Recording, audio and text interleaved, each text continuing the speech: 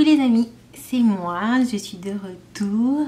Cette fois-ci je ne suis plus sur le canapé, je suis dans ma chambre parce que je trouve qu'il y a plus de lumière et parce que Monsieur Choudou s'est installé toutes ses affaires dans le canapé parce qu'il a fait des achats et il l'a toujours pas rangé. Vous vous en foutez. Bienvenue au nouveau, parce que j'ai vu qu'il y avait quelques personnes qui s'étaient abonnées. Si vous ne me connaissez pas, je m'appelle Sandy. Je suis détentrice de la chaîne Nappy Infancy depuis quand même 2015, hein, je tiens à le dire. J'ai regardé la dernière fois et ça fait quand même depuis 2015. Mais là n'est pas la question. Je sais, pour les personnes qui ont suivi les vlogistes, que j'avais dit que je revenais dimanche dernier. Je ne suis pas revenue dimanche dernier tout simplement parce que je me suis mise à regarder The Walking Dead. Oui, je sais, je suis mais à des années-lumière d'être en retard sur cette série. Mais c'est vrai que quand les gens parlent énormément d'une série, j'ai tendance à ne pas vouloir la regarder parce que ça me saoule. Et puis de toute façon, t'es spoilé dans tous les sens sur tous les réseaux sociaux. Donc à quoi bon? Mais récemment, du coup la semaine dernière, Choudou a décidé qu'il fallait qu'on commence à la regarder. Et donc du coup, on la regarde, mais je la regarde toute seule. Puisque lui, finalement, il n'a pas accroché au bout des 2 premiers épisodes. Et c'est qui s'est mis en plein dans la série? C'est moi, donc je ne vais plus me coucher très tôt, je vais me coucher très tard, du coup j'ai une tête de fatiguée. Mais voilà, donc oui, j'ai privilégié The Walking Dead à publier des vidéos. Je sais, c'est pas génial, mais voilà, j'ai pris ce temps pour regarder des séries et j'ai toujours pas fini puisqu'il y a 9 saisons et je ne sais pas comment je vais finir ça. Donc aujourd'hui, je me suis dit que pour revenir en petite douceur, nous allons faire le tag une antillaise à Paris. Et là, vous allez me dire, mais Sandy, tu n'es plus à Paris. Oui, je sais, avant que vous disiez quoi que ce soit, je sais que je ne suis plus à Paris. Mais comme vous le savez, je suis antillaise, je suis née en Martinique, j'ai grandi en Martinique, comme je dis à chaque fois.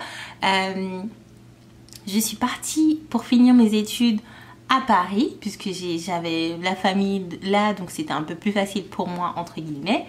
Et j'y ai vécu jusqu'à novembre dernier, donc ça m'a fait 8 années. J'ai passé 8 ans à Paris. Donc je me suis dit que ce serait quand même cool de vous faire ce fameux tag que j'ai vu énormément sur beaucoup de chaînes. Et on va s'amuser et se retrouver en douceur.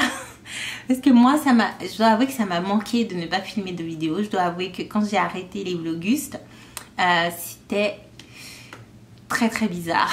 Parce que le soir, je rentrais, mais je ne savais plus quoi faire. Parce que les vlogistes me prenaient tout mon temps le soir en sortant du boulot. Et donc du coup, si je ne filmais pas, je montais une vidéo. Et quand je filmais, après je montais les vidéos. Donc en gros, j'étais pas couchée avant minuit, 1h du matin, voire 2h du matin. Mais tous les soirs, j'avais un truc à faire. Et quand les vlogs se sont terminés, j'étais en panique les gars. Parce que du coup, je me suis dit, je fais quoi maintenant? Oui, mais il se passe quoi? Du coup, j'étais un peu perdue. Donc j'ai eu un petit peu de blues. Voilà, mais j'ai eu un coup de blues en fait. Et après, quand il fallait revenir, je savais plus trop comment revenir. Et puis du coup, il y a eu The Walking Dead et puis blablabla. Bon, vous savez, hein, voilà, tout simplement. Mais je suis de retour pour vous jouer un nouveau. Voilà, t'as voulu faire un truc de bien et puis du coup, c'est nul. En fait, je voulais juste dire, je suis de retour pour vous jouer un nouveau tour. Pokémon, attrapons-les tous. On connaît déjà l'histoire. Donc, si ça vous intéresse de voir le tag une antillaise à Paris, ou une antillaise qui était à Paris puisque c'est dans le passif, c'est tout de suite. Donc du coup, le premier point à aborder, ce sont les impressions avant le départ. Donc ça remonte quand même à 9 ans les gars, mais je vais essayer de resituer la chose. Petite, mais vraiment petite, j'ai toujours rêvé de partir en France, d'être à Paris. À un moment donné, j'en voulais même à ma maman d'être la seule, entre guillemets, parce qu'il y a quand même l'un de mes oncles qui est là-bas, mais il compte pas trop. D'être la seule parmi les 7 enfants à être restée en Martinique. Parce que du coup, tous mes cousins vivent en France. Donc c'est vrai que j'en voulais beaucoup que nous, on soit restés en Martinique et que ben voilà, je me sentais seule. En plus, je suis fille unique, donc c'était un peu compliqué. Et donc, je me suis toujours dit que je cartonnerais dans mes études pour avoir la possibilité de trouver une école et de partir dans cette école en France. Donc ça a toujours été quelque chose que j'ai tout le temps dit à ma mère, que j'ai tout le temps dit à moi, que je me suis tout le temps dit à moi-même. Et après, ben, il y a le petit copain qui vient dans l'histoire. Et donc du coup, quand j'ai eu mon baccalauréat, je suis pas partie parce que j'avais un amoureux. Et que du coup, lui, c'était pas forcément dans ses objectifs de partir en France. Donc du coup, moi, je me suis mise à chercher des écoles là-bas. Comme j'ai dit, j'ai fait un BTS en architecture d'intérieur, mais à distance, en fait, qui n'a pas du tout fonctionné. L'école, c'était de l'arnaque, mais totalement de l'arnaque. Ensuite, j'ai fait une première année de médecine et j'ai su que l'université, ce n'était mais absolument pas du tout, mais pas du tout pour moi. Et là, en fait, après ces 2 années d'échec juste après mon baccalauréat, pour moi, il était hors de question de rester encore en France, de rester encore en Martinique, parce que il n'y avait rien pour moi là-bas. J'allais d'échec en échec au niveau universitaire, alors que j'étais, ou du moins au niveau, quand je dis au niveau universitaire, c'est que, pour moi, en fait, j'ai toujours travaillé dur parce que je savais, quand j'étais plus jeune, je savais en gros ce que je voulais.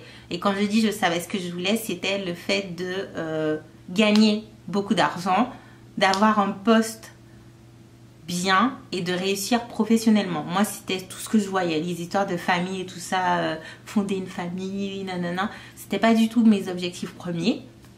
Ça ne l'est toujours pas, mais voilà, là, c'était vraiment mon état d'esprit. Parce que voilà, j'avais cet objectif de j'ai vu ma maman galérer, j'ai vu le nombre de boulots qu'elle a dû faire, j'ai vu comment tout ce qu'elle a sacrifié pour moi. Et pour moi, j'avais envie de balancer ça un jour ou l'autre en étant son rock entre guillemets et en lui permettant de je sais pas, d'acheter une maison, un endroit qu'elle aime, de lui payer des choses et tout. Ce qui n'est pas encore arrivé, mais on s'est un peu perdu sur la route, mais c'est pas grave. Ça va aller. Donc voilà, pour moi dans ma tête c'était ça. Et oh putain, je me suis perdue. Je sais plus ce que je disais. Donc voilà, en gros je perdais mon temps en Martinique. Et pour moi l'autre solution, et celle que j'avais toujours voulu, c'était finir mes études à Paris, me rapprocher un peu plus de ma famille, donc des frères et sœurs de ma maman, de mes cousins avec qui j'avais pas forcément grandi, que je voyais de temps en temps pendant les grandes vacances, puisque des fois ils avaient des sortes de congés bonifiés là, mes tantes, donc du coup leurs enfants venaient souvent machin, mais c'est pas pareil en fait de grandir avec ses cousins toute l'année et de juste les voir de temps en temps. Donc c'est vrai que quand j'étais plus jeune et que comme j'étais fille unique, j'avais vraiment envie d'être proche de ma famille. Et donc du coup voilà, c'était pour moi d'une pierre deux coups. Donc je voyais la France et je voyais Paris comme un oasis. Et que du coup c'était là absolument que j'allais réussir, c'était là absolument que j'allais pouvoir réaliser mes rêves, que j'allais pouvoir devenir la femme que j'avais envie de devenir. Voilà, donc en fait quand j'ai pris ma décision de partir, je n'ai pas pensé à des histoires de oui j'ai un copain comme je pensais avant. Là je me suis juste dit en fait concrètement c'est pas mon copain qui va me nourrir, qui va me loger, qui va me permettre de m'offrir des vêtements, qui va me permettre de m'acheter des billets pour aller pour voyager dans le monde entier. Donc du coup je vais pas parce que lui il a pas envie de partir, c'est pas ses objectifs, que moi je dois rester ici et galérer. J'ai trop travaillé dur pour ça quand j'étais plus jeune. Donc du coup non. Donc en fait cette année-là, j'ai mon cousin qui est venu en fait avant de prendre ma décision. Je me cherchais beaucoup, je me posais beaucoup de questions et cette année-là mon cousin est venu à passer les grandes vacances avec nous. Et je sais pas pourquoi ça a fait un déclic en fait. Et j'ai dit, juste avant que, je crois que c'était une semaine avant que mon cousin parte, une semaine ou deux, j'ai dit à ma mère, je pars avec mon cousin. je pars, c'est décidé, je pars. Donc voilà, j'étais vraiment dans cette optique où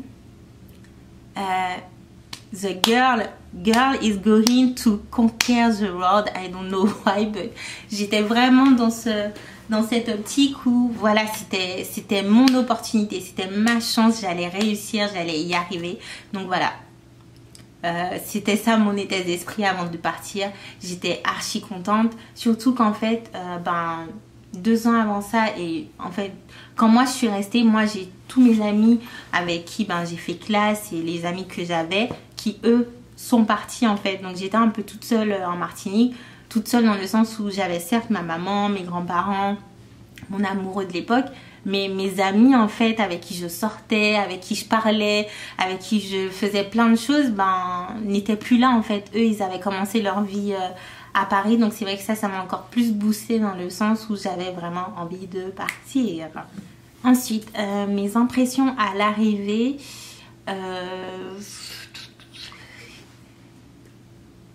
autant où voilà, comme je vous ai dit, j'avais cet état d'esprit où c'était ma chance, j'allais y arriver et tout ça.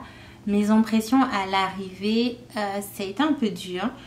Ça a été un peu dur puisque ma mère en fait elle a très très mal vécu le fait que j'ai décidé de partir, et donc du coup quand je suis partie j'avais l'impression que ma maman m'en voulait énormément. Donc du coup quand je suis arrivée là-bas j'étais pas spécialement bien, j'avais encore plus de pression parce que je me suis dit excusez-moi, je me suis dit ça s'est mal passé avant que je parte avec ma maman.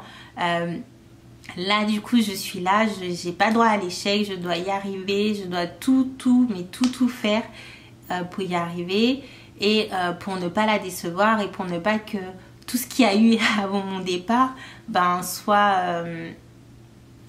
ait eu lieu en fait pour rien entre guillemets.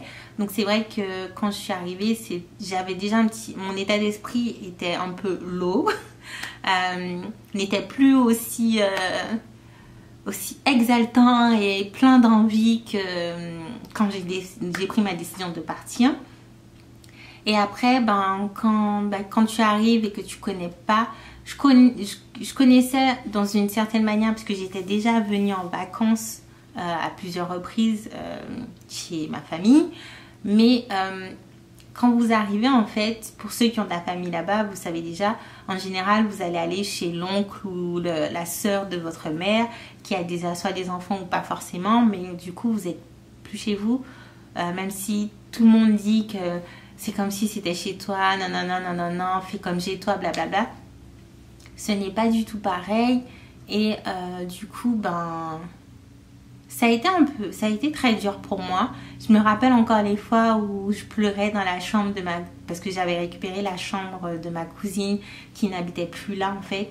Parce qu'en fait, là où je suis allée chez mon oncle, donc le frère de ma mère, qui avait 2 enfants et une fille, 3 enfants, 2 filles qui n'étaient plus là et un garçon. Donc c'est mon cousin qui était venu pendant les grandes vacances. Et donc du coup, j'avais récupéré la chambre de l'une de mes cousines. Et je me rappelle encore quand j'allais dans la chambre, que je rentrais en pleurant, ou quand je prenais le métro et que je pleurais. C'est pas du tout pareil dans le sens où t'es pas chez toi. Même si les gens t'accueillent à bras ouverts, ça sera jamais chez toi, ça sera jamais ta maman ou tes grands-parents que tu verras en rentrant. Et même si tu les entends parler au téléphone, même si tu les as au téléphone, ça n'a rien à voir. Tellement douloureux d'entendre sa famille au téléphone et de te dire il y a un océan qui vous sépare. C'est archi dur. Voilà, stop, sinon je vais me mettre à pleurer. Ensuite, la troisième partie, ce sont les nouveautés.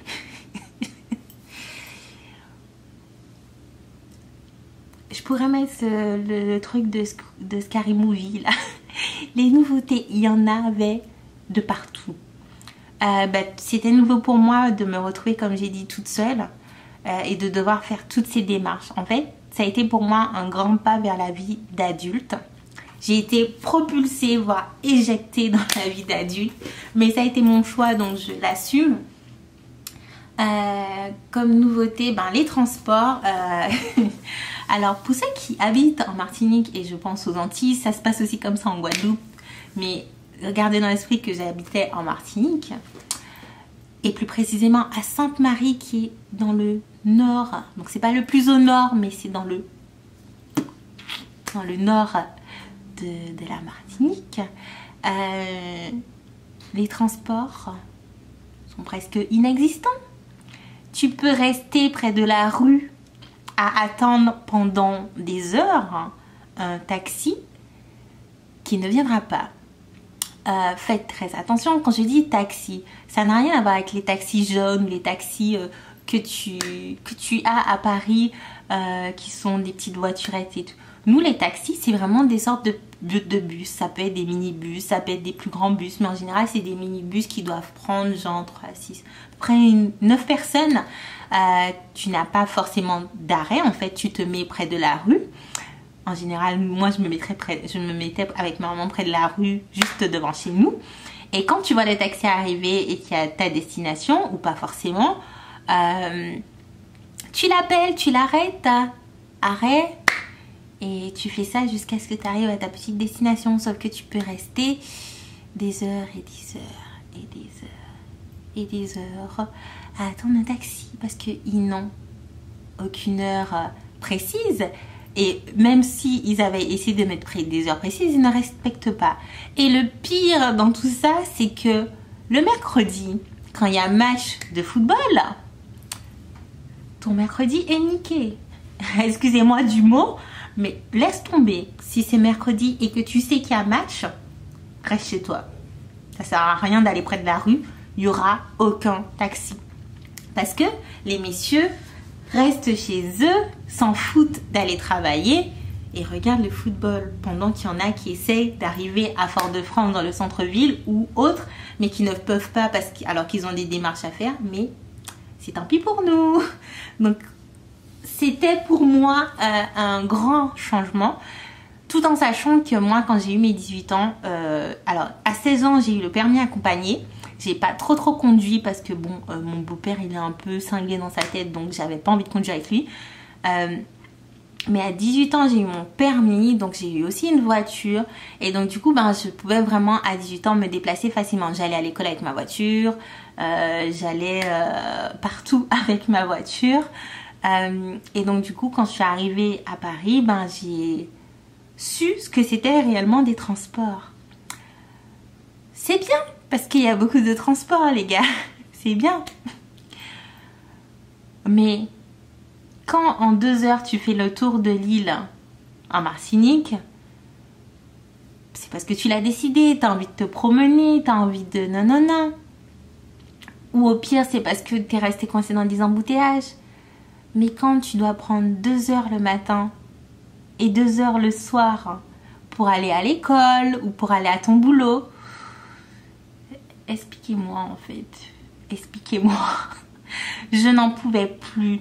À un moment, j'avais 2 heures pour aller à mon travail puisque j'étais en alternance. J'étais à l'école sur Paris, donc ça allait. J'avais juste un bus à prendre et ensuite le RER A. Et l'une de mes alternances quand j'étais en BTS, c'était à Perpète-les-Oies. J'avais un bus à prendre. J'avais le RER A. Et ensuite, je devais aller prendre une grande ligne, entre guillemets, à Saint-Lazare. Et ensuite marcher, puisque c'était pas à côté, évidemment, de la gare en arrivant. Je prenais 2 heures. 2 heures le matin, 2 heures le soir. C'était dur, hein. C'était très dur. Ensuite, les choses qui sont différentes. Le shopping. Concrètement, les gars, le shopping, c'est la vie à Paris. Pour moi, c'était un terrain de jeu. Donc, on peut comprendre pourquoi je suis fauchée à F. Voilà, je suis fauchée. J'ai dépensé tout mon argent en faisant du shopping à Paris. Concrètement, c'était Noël avant l'heure, en fait, quand je suis arrivée à Paris les premières années. Tout le temps, j'allais faire les magasins. J'allais à Châtelet, j'allais à Saint-Lazare, dans toutes les boutiques possibles, j'allais. Parce que en Martinique, on n'a pas autant de choix. Et pour aller faire les magasins, quand tu vas dans la... parce que on disait c'est un quartier, Sainte-Marie c'est la commune. Donc quand tu vas dans la commune, il n'y a pas forcément grand-chose. Du coup, pour aller avoir vraiment des magasins, tu dois aller soit à Fort-de-France, soit au Lamentin. Mais du coup, pour ça, faut la voiture ou faut trouver un taxi.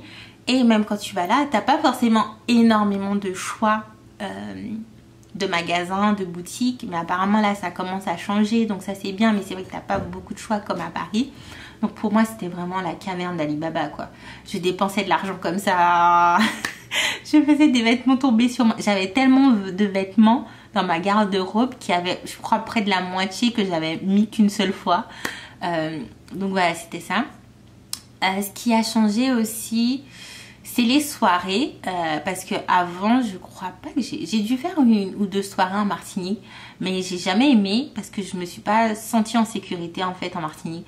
À chaque fois qu'il y a un truc de bien, que ce soit le carnaval ou une soirée ou une fête, ça finit en fusillade en fait. Et du coup, j'avais plus envie de sortir là-bas, ça me saoulait. Alors que quand je suis arrivée à Paris, du coup, j'avais mon ancienne meilleure amie qui était déjà là avant moi, donc elle m'a un peu amenée partout. Et on avait ce petit truc où je crois que c'était tous les vendredis. Ouais, c'était les vendredis soirs, il me semble, ou les samedis, je sais plus, où on allait tout le temps en soirée. Donc chaque fois qu'il y avait une nouvelle soirée, on allait acheter des vêtements. Chaque fois, on allait acheter des vêtements avec une nouvelle paire de chaussures. Et je crois que ça a duré au moins pendant 2 ans où on s'est fait presque toutes les soirées antillaises qui pouvaient exister sur Paris. Et c'est vrai que c'est de très très beaux souvenirs parce que je me suis archi amusée. Et certains vont dire oui, mais c'est parce que tu sortais pas quand tu étais en Martinique, ta maman, nanana. Si, ben ma maman, elle me laissait pas forcément sortir partout. Elle avait ses raisons. Et c'est vrai que moi, quand je suis arrivée à Paris, ben j'étais libre, entre guillemets. Il n'y avait plus personne pour me dire ce que je devais ou ne pas faire. Donc j'ai fait mes choix moi-même. Et je suis quelqu'un, ça se voit pas. On a l'impression que j'ai un balai coincé dans le cul, je sais. Mais j'adore danser, j'adore écouter de la musique. Et franchement, j'adorais aller aux soirées. Les DJ ici à Paris étaient vraiment bien dans les soirées. Donc c'est vrai que ça fait partie de mes plus beaux souvenirs à Paris. Et aussi le changement, les températures, hein. On va pas se voiler la face.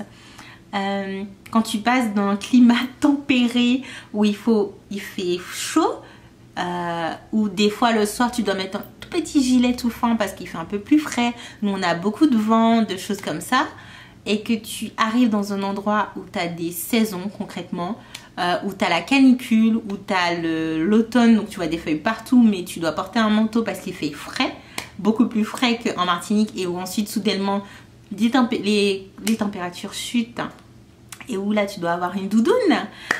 Et que ça dure, et que ça dure, et que ça dure. Ouais, ça c'était dur. Je crois que c'est... En fait, vu que maintenant je suis à Montréal, ça c'était pas dur du tout. Parce que maintenant je suis ici et je sais c'est quoi le vrai froid. Quoique bon, si je vais en Antarctique, là je saurais c'est quoi le vrai froid. Mais ici, à Montréal il fait froid, mais là c'est pas la question. Mais voilà, pour moi quand j'étais à Paris, le froid c'était vraiment dur. J'avais beaucoup du mal à gérer, c'était des périodes très compliquées, surtout que en fait le problème c'est que pour le peu qu'il neige un tout petit peu à Paris, tous les transports s'arrêtent, et quand tu as déjà un bus, 2 bus à prendre, un métro, un RER à prendre, ensuite que tu dois marcher, le fait que tous les transports s'arrêtent, ça te met en retard, tu dois trouver d'autres solutions et tout, ça te plombe ta journée, ça te plombe ton boulot, ça te plombe ton humeur. Et je dirais dernière chose qui a changé, qui a vraiment différent, c'est les gens. Autant en Martinique, il y avait un côté que j'ai... Alors en Martinique, c'est bien évidemment, c'est très famille. T'habites dans un quartier aux Antilles, c'est partout pareil aux Antilles. T'es dans un quartier, dans une commune en général. Tout le monde connaît tes grands-parents, tout le monde se connaît, tout le monde sait que t'es la fille d'un tel, nanana. Ils connaissent même toute ta vie avant même que tu la connaisses. Les gens sont maquerelles au plus haut point. Ça, il faut pas se voiler la face. Mais autant à Paris, alors, autant en Martinique, ils sont maquerelles, donc ils s'occupent de ce qui leur regarde pas. À Paris, tu peux crever sur le trottoir, ils s'en tapent complètement. Et les gens ne sont pas polis. Moi, par exemple, quand je passais dans les rues de mon quartier, j'étais obligée. On m'a élevé comme ça, donc tu dis bonjour. S'il y a 10 personnes qui passent près de toi dans son quartier, tu dis bonjour. Bonjour madame, bonjour monsieur, bonjour, bonjour, vous allez bien, nanana, nanana. Comment va tes grands-parents? Comment va ta maman? Du coup, t'es obligé de rester parler avec eux, non, non, non. Ça va bien, merci. Et vous? Nanana, nanana. Voilà. Ici, tu rentres dans un endroit, tu dis bonjour. Les gens te regardent comme si tu les avais menacés. Du moins ici, quand je dis ici, c'est à Paris, les gars, parce que là, c'est le tag d'une antillaise à Paris. Les gens te regardent comme si tu allais leur faire quelque chose, alors que tu as juste été poli. Et ça dans tout. Dans un ascenseur, dans le bus, dans la rue. Et ça, c'est quelque chose qui m'a énormément choquée et j'ai eu vraiment du mal. Et c'est comme le fait de... les gens qui se douchent pas. J'ai eu des fois des conversations avec des amis à moi qui ont vécu toute leur vie à Paris et qui me disent mais Sandy, si t'es douché hier soir, pourquoi tu te douches ce matin? Peut-être que parce que j'ai dormi, j'ai transpiré, t'as bavé, non, faut au moins brosser tes dents, te rafraîchir, sentir bon, tu vas au boulot, tu vas à l'école, tu vas pas sortir comme ça et puis ta mère quand même. Excusez-moi du langage. Apparemment eux non. Non. Eux ça les choque pas. Après je peux comprendre que c'est comme ça, c'est dans leur éducation, donc en soi je peux pas non plus leur en vouloir. Mais j'étais beaucoup sceptique au début, j'étais vraiment très très sceptique. Surtout que quand tu prends les transports et que tu prends l'odeur, tu te dis ok. Et que par-dessus ça, ils boivent leur café, ils n'ont pas forcément bien brossé leurs dents ou ils n'ont pas du tout brossé leurs dents. Et qu'ensuite ils rajoutent la clope. Oh là là là là là. Ensuite, en quatrième partie, qu'est-ce que j'ai aimé en France? Je dis aimé parce que je n'y suis plus, donc je tiens juste à le repréciser. J'aime toujours, mais voilà. Mais c'est plus dans le passé. Bon, bref, on laisse tomber. Le shopping. je suis une shopping addict refoulée en ce moment, mais je reste une shopping addict. J'adore la mode, j'adore le fashion. Donc c'est vrai que j'adorais faire les boutiques. La nourriture.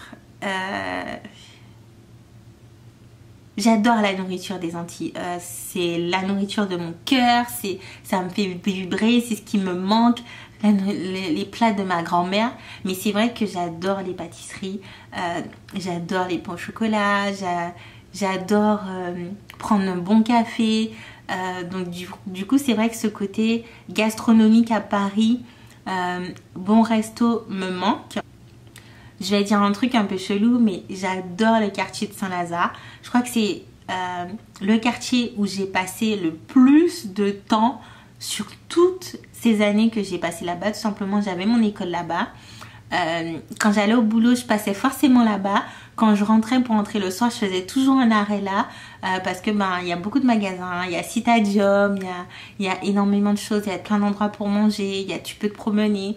C'est vrai que c'est un coin que j'aime beaucoup, donc c'est vrai que Saint-Lazare, ça me manque énormément.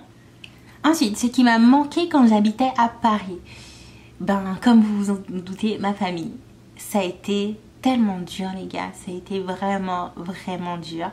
De ne plus voir ma mère, de ne plus voir mes grands-parents. Comme j'ai expliqué dans de nombreuses vidéos, je suis fille unique. J'ai grandi toute seule avec ma maman et mes grands-parents et ensuite mon beau-père est arrivé et tout ça. Mais en soi, j'ai pas grandi avec de sœurs et de frères et mes cousins, pour la plupart, habitaient tous en France. Même si je dis pas que j'ai pas de famille, j'ai des cousins. Je sais pas si on peut dire que ce sont mes cousins parce que c'est pas les frères et sœurs de ma mère, mais c'est trop d'embrouilles à expliquer. Donc j'ai aussi quand même de la famille, donc c'est des cousins à ma maman. Bref, quand même en Martinique, mais c'est pas pareil, je trouve. Du moins, c'était pas forcément pareil au début, même si après, quand j'ai grandi, on s'est beaucoup plus rapprochés. Mais quand j'étais plus jeune, voilà, en gros. Ma famille, je pars sur trop des délires chelous. Ma famille m'a énormément manqué parce que comme je le disais, Je suis fille unique et en soi une grande timide, et donc du coup je faisais tout avec ma maman, tout avec mon copain, pas en pas sans je sais plus trop quoi. Voilà, je faisais vraiment tout, jamais toute seule, donc c'est vrai que ça a été très très dur de faire face à un peu la vie d'adulte et de prendre des décisions seule et de se retrouver à devoir faire les choses seule. Et aussi parce que en fait se retrouver à Paris et finalement grandir avec ses cousins, avec les sœurs et frères de ma maman, comme je l'avais toujours voulu, ne s'est pas passé comme je le voulais. Tout simplement parce que d'une, quand vous habitez chez les gens, même s'ils sont très contents chez les gens, même si c'est des gens de votre famille, même s'ils sont très contents de vous recevoir, ça peut pas être permanent. Il faut savoir, ne partez pas chez vos oncles, chez vos tantes, chez des amis ou chez des amis à vos parents en vous disant que ça va être pour un très long moment. Vraiment, fixez-vous dans votre tête que ça va être quoi, 1 mois, 2 mois, 6 mois, 1 an maximum. Mais partez pas avec cet état d'esprit où ça va être votre nouvelle maison, ça va remplacer votre famille, votre chez vous. Ça sera jamais le cas. Et à un moment donné, pas méchamment, ils vous le feront comprendre. Donc voilà. Et aussi parce que comment expliquer, je dirais que l'une de mes tantes m'a mis à la porte. Donc un soir je me suis retrouvée toute seule avec toutes mes affaires dans le RER A en train de pleurer, et j'ai dû appeler en fait j'ai appelé ma maman qui était en Martinique et il était archi tard, qui a dû appeler l'une de mes cousines pour qu'elle vienne m'aider et qu'elle me dise de revenir chez une autre de mes tantes, donc chez la femme d'un des frères de ma mère. Donc je vous passe les histoires. J'ai eu aussi des problèmes avec l'un de mes cousins. J'ai perdu une de mes tantes. Et à cette époque, ouais, il y a eu énormément de choses qui se sont passées, donc c'était très très dur, et du coup à plusieurs reprises j'ai voulu rentrer. Donc voilà, ma famille m'a énormément manqué dans ces épreuves là, mais je dirais que ça a fait de moi la personne que je suis aujourd'hui. Donc voilà. La nourriture, oh, j'ai tellement envie de manger un colombo de poulet les gars, ou du lambi s'il vous plaît, aidez-moi. La nourriture de ma grand-mère, j'en peux plus. J'ai envie de prendre un billet juste pour rentrer manger, ou qu'elle me fasse des gamelles et je mets tout ça dans ma valise et je rentre. Autant ça me manquait quand j'étais à Paris, autant ça me manque ici, même si je mange bien ici, mais voilà, dans les deux cas ça me manque énormément la nourriture. Surtout que en tant que mes chers amis français, s'il vous plaît, le poulet ça s'assaisonne. C'est pas du sel et c'est encore moins du poivre qui va assaisonner votre poulet, votre viande. Donc s'il vous plaît, assaisonnez. Assaisonnement. Parce que nous, voilà, comme je dis à chaque fois, on fait mijoter nos plats, on fait la viande s'incorporer de toutes les épices, de la bonne odeur, du goût. Et ça, c'était pas forcément partout à Paris, voire presque dans 90% des cas. C'était pas du tout ça. Hormis quand je mangeais chez l'une de mes tantes, où là c'est sûr que je mangeais très bien parce que c'est chéloise. Et du coup, voilà, elle a aussi, c'est un peu comme nous, donc les repas sont très très bons. Donc voilà. Du coup, c'est ça qui me manquait. Et en soi, je dirais le fait d'avoir ma voiture, puisque j'avais ma voiture avant et quand je suis arrivée à Paris, je l'avais plus. Et j'ai pas racheté de voiture, tout simplement parce que qui dit voiture, dit assurance, dit essence, dit parking, dit nanana. Et j'avais pas les moyens en fait de mettre autant d'argent. Et le fait de pouvoir me rendre à la plage quand j'avais envie. Je suis pas une grande nageuse, je suis pas la personne qui adore l'eau en fait. Alors j'adore prendre des douches, faites attention. C'est juste que je passe pas mes journées dans l'eau.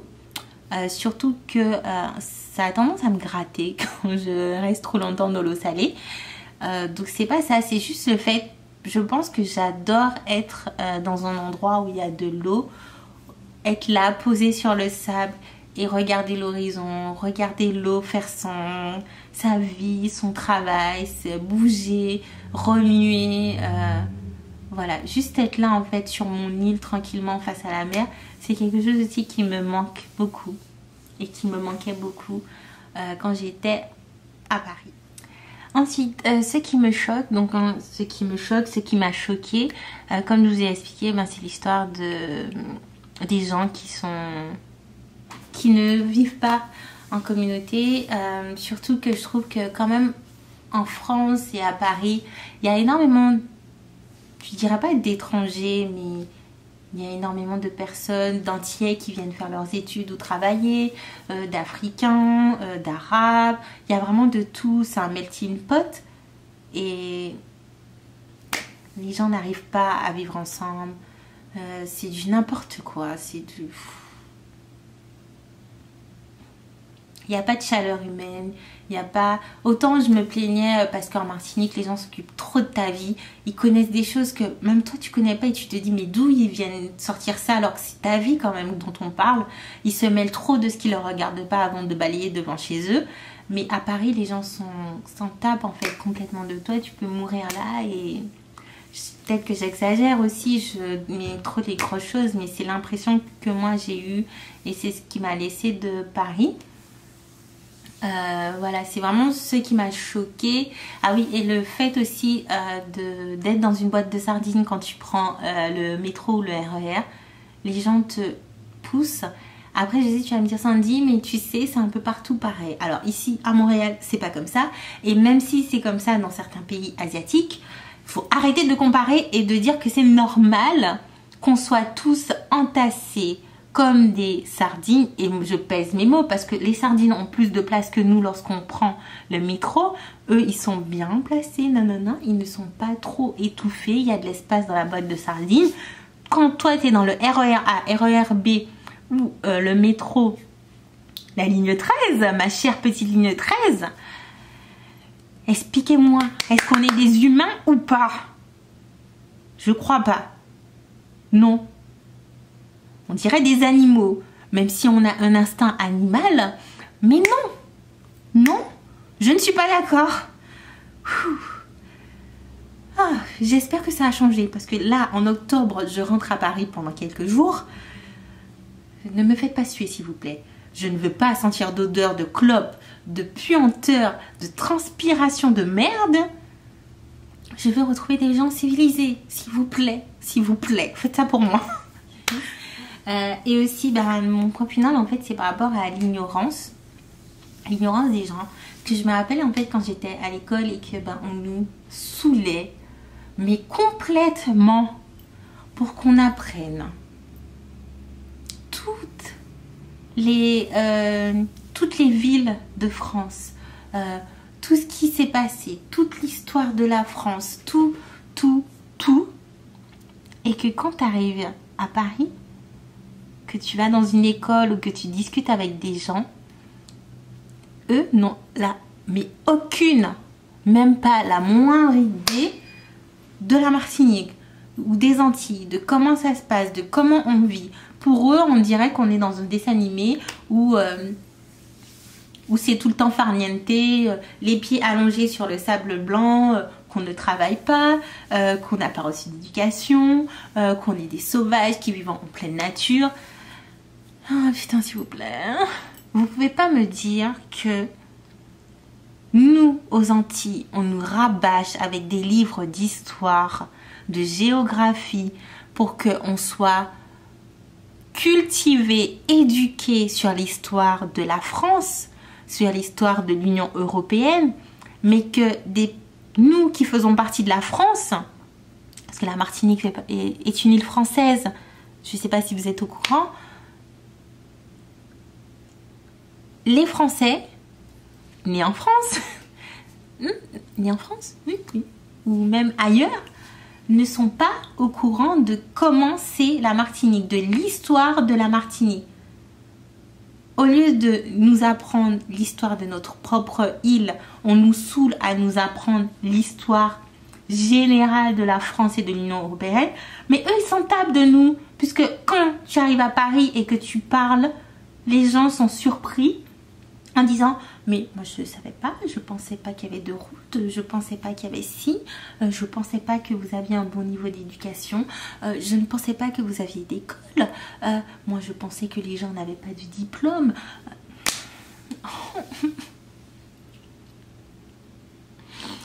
Oh mon Dieu! S'il vous plaît, aidez-moi, j'ai envie de me frapper la tête contre un mur. Je ne vous dis pas le nombre de remarques que j'ai eues, le nombre de discussions que j'ai eues avec des gens incultes. Et je ne peux pas leur en vouloir, mais c'est dur dans le sens où, par exemple, je me rappelle que ma mère, à un certain moment, et c'est culturel, ça vient aussi de mes grands-parents, on devait s'asseoir à 7h, ou c'était 7h30, je sais plus, pour regarder le journal de la France, pour être au courant de ce qui se passe en France. Et après ça, il fallait aussi rester pour regarder le journal de la Martinique. Donc tu devais être au courant de l'histoire, des nouvelles françaises, de ce qui se passe à Paris, de ce qui se passe dans les villes parisiennes, de ce qui se passe en Union européenne, pour ensuite après savoir ce qui se passe chez toi, mais que c'était obligé que tu regardes ce qui se passe Paris, en France. Mais que les gens qui habitent en France ne sont même pas au courant de ce qui se passe chez nous, aux Antilles. Et ils s'en tapent presque. Ils s'en moquent. Ils ne cherchent pas non plus à savoir. Donc, on a été dans un système où nous, petits, entre guillemets, on devait absolument être cultivés, éduqués sur l'histoire, sur notre histoire, puisque on est une île française. Donc, c'est notre histoire. Sans vraiment être au courant de notre histoire en fait. Et sans que les gens qui nous ont colonisés ne s'intéressent réellement à nous. Parce qu'on nous a colonisés, on est une île française, mais les gens s'en tapent en fait de ce qui se passe. C'est vraiment cette ignorance qui a été le coup de massue sur mon expérience. Ah là là. Bon. Je vais m'arrêter là parce que là je crois que ça fait 30 minutes que je parle. Je suis pas très sûre parce que j'ai dû couper ma vidéo à plusieurs reprises. J'espère réellement que je ne vous ai pas fait peur. Ceux qui viennent d'arriver à Paris ou ceux qui comptent aller faire leurs études à Paris ou tout simplement travailler à Paris ou qui ont envie de tenter l'expérience à Paris ou dans une ville en France. C'est mon expérience à moi. C'est la façon dont je l'ai vécu, c'est mon histoire à moi et ça ne doit pas influencer la vôtre, votre histoire future. Donc du coup, si j'ai vraiment un conseil à vous donner, c'est de juste en fait, quand vous arrivez à Paris précisément, parce que je suis consciente que habiter à Paris et aux alentours, donc en banlieue, ça n'a rien à voir que par exemple d'habiter à Bordeaux, d'habiter à Lyon, à Toulouse ou autre. C'est un petit peu quand même différent. Donc si vous décidez d'aller habiter à Paris ou en banlieue, prenez juste en compte que cherchez votre logement à proximité de votre école ou de l'endroit où vous allez travailler, parce que vous allez vous rendre compte que si vous êtes vraiment trop loin, vous allez passer la plupart de votre temps dans les transports et c'est quelque chose qui joue énormément sur le moral. Donc ça, prenez ça vraiment en compte. Et aussi le fait que du coup, il faudra vous laisser un temps d'adaptation par rapport aux saisons. Moi, je vous conseille vraiment de prendre des vitamines, des compléments avec vos repas parce que vous allez énormément... Comme nous, venant des Antilles, on est habitué au soleil en fait vraiment toute l'année. Quand vous êtes en hiver en France, vous avez l'impression de partir le matin de chez vous, il fait noir, vous rentrez, il fait noir. Votre corps va avoir vraiment du mal à subir et à garder ce rythme. Donc si j'ai vraiment un conseil à vous donner, c'est prenez le maximum de vitamines, allez voir un médecin. Dès que les saisons changent, allez voir un médecin. Je sais que c'est bizarre de dire ça dans cette vidéo, mais c'est vraiment quelque chose qu'il faut prendre l'habitude de faire parce qu'on se dit oui, mais c'est pas grave, on va s'habituer, notre corps va s'habituer. Surtout si vous n'avez pas l'alimentation adéquate, votre corps ne va pas suivre. Et si votre corps ne suit pas, votre mental ne va pas suivre non plus. Et que ce soit pour aller à l'école, ou que ce soit pour travailler ou pour vivre une expérience différente, si votre corps physiquement n'est pas bien et votre mental n'est pas bien, vous n'allez jamais kiffer votre expérience, vous n'allez jamais vous sentir bien dans l'endroit où vous aurez décidé d'habiter. Donc voilà, c'est les 2 conseils que je peux vous donner. Je vous fais des bisous, j'ai été ravie de tourner cette vidéo, j'espère qu'elle vous plaira. Racontez-moi vos petites anecdotes quand vous êtes arrivé à Paris ou peut-être à Montréal, au Canada ou dans une autre ville ou dans un autre pays dans le monde. Vos petites anecdotes quand vous êtes arrivé, ce que vous avez aimé, ce qui vous a pas plu, ce à quoi vous avez dû faire face. Ça me ferait archi plaisir d'échanger avec vous. Donc je vous fais des bisous et on se retrouve très bientôt. Ciao les amis.